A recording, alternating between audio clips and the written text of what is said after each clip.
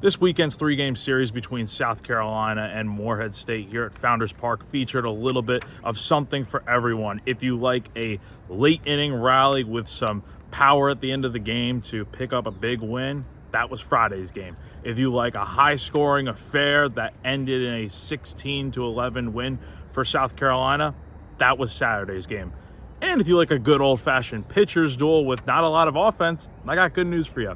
That's what Sunday's game was. As South Carolina, it wasn't a pretty performance by any means, but the Gamecocks were able to pick up a 1-0 win over the Eagles on Sunday to complete a series sweep and move to 14-3 on the season with one more game left to go before SEC play begins.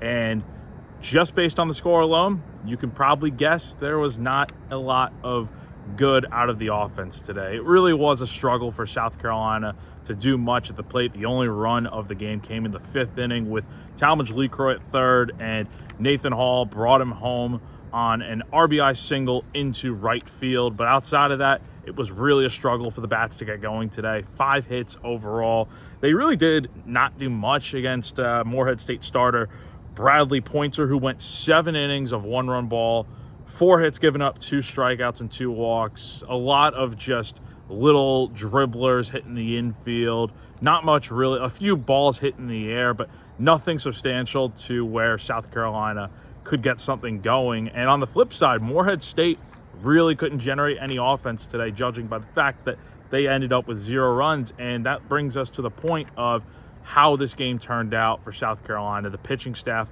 was pretty much on par and really solid today. It was a much better game compared to the one yesterday where 11 runs were given up before the final 3 1/3 innings of Zach Russell and Parker Marlott shutting down the lineup to complete a 16-11 win. But today, pitching staff didn't give up any runs. Dylan Eskew didn't have his best stuff, only made it through 3 innings, but he didn't allow any runs and only gave up 1 hit with 4 walks and a strikeout. His command was definitely an issue, but once the relievers came in, Jackson Susie came into a tough spot, bases loaded, nobody out, miraculously got out of a jam, got a little pop-up in foul ground behind first base, and then got a huge double play ball to get out of a jam. And then Tyler Pitzer came in starting in the 6th.